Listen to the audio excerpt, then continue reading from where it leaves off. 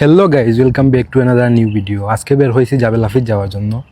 জাবেল হাফিজ হয়েছে গিয়া আমিরাতের দ্বিতীয় হাইয়েস্ট মাউন্টেন, যেটা আলাইনে পড়ছে। আর এখন সময় বাজে 3:45। এখান থেকে আলাইন যাইতে আমার 1 ঘন্টা 45 মিনিটের মতো লাগবে। আপনাদের সাথে দেখা হবে মাউন্টেনে যাওয়ার পর।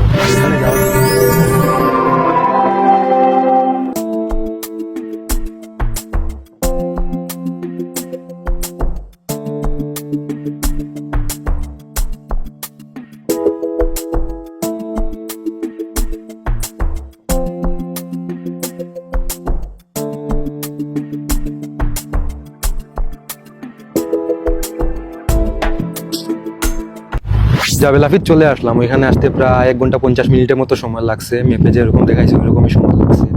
এখন উপরে উঠি নাই, উপরে উঠবো। উপরে উঠতে এখনো 10-15 মিনিট ড্রাইভ করা লাগবে। আর এখন প্রথম যে ভিউ পয়েন্ট আছে, প্রথম ভিউ পয়েন্টে পুরো আলাইন শহরে দেখা যায়।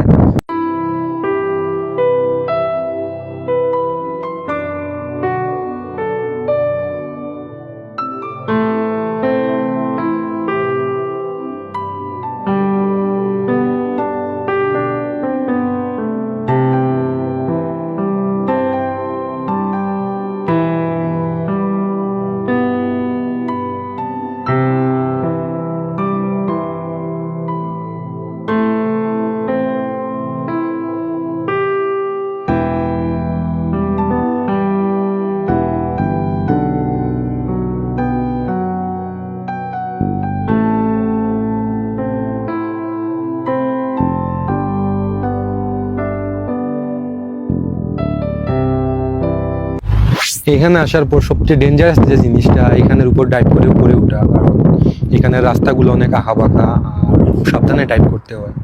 আর ওরা এখানে স্পিড লিমিট দিয়ে দিছে 40 কিলোমিটার পার আওয়ার, যাতে আপনারা কেয়ারফুলি ডাইভ করে উপরে উঠেন বা নিচে।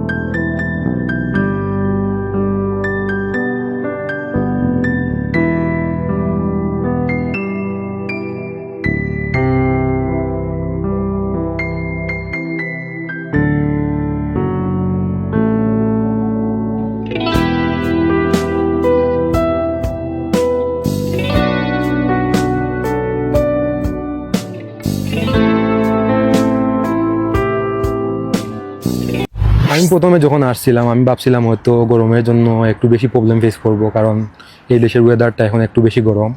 কিন্তু আসলে তেমন হয় না। এখানের উপরের আবহাওয়াটা একটু ভিন্ন। এখানে বাতাস খুব বেশি ঠান্ডা। এই মাউন্টেনটা আসার একটা প্লাস পয়েন্ট আছে। প্লাস পয়েন্ট যেটা হলো, এখানে আপনাকে পাহাড় বেয়ে উপরে উঠতে হবে না। সবচেয়ে উপরের ভিউ পয়েন্ট যেটা আছে, এটাতে গাড়ি নিয়ে উঠা যায়। এখানে পার্কিং ফ্রি, কোনো এন্ট্রি ফিও নাই।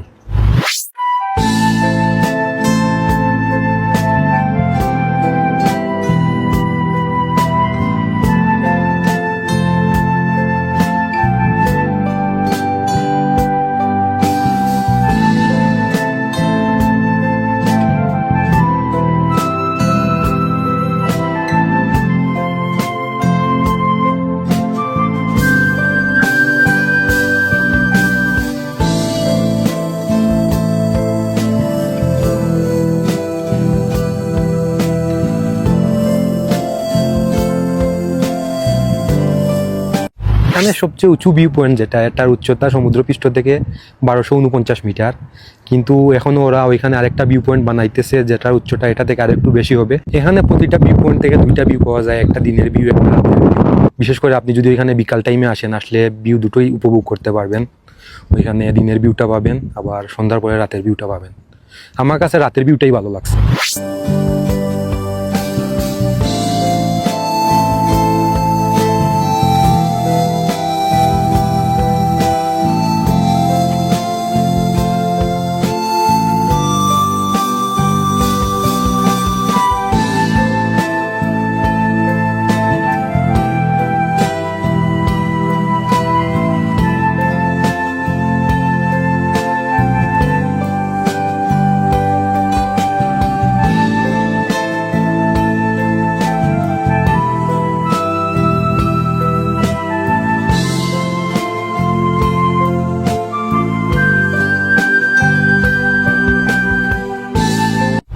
আজকের মতো আমার ব্লগটা এখানেই শেষ। আগামী সপ্তাহে আপনাদের সাথে দেখা হবে নতুন কোনো ব্লগে। আপনাদের যদি এই ব্লগটা ভালো লাগে আপনারা শেয়ার করবেন, আমার পেজটা ফলো করবেন, ইউটিউবে দেখলে আমার চ্যানেলটা সাবস্ক্রাইব করবেন। ভিডিওটা ভালো লাগলে অবশ্যই শেয়ার করবেন। ভিডিওটা কেমন লাগছে আপনারা আমাকে কমেন্টে জানাবেন।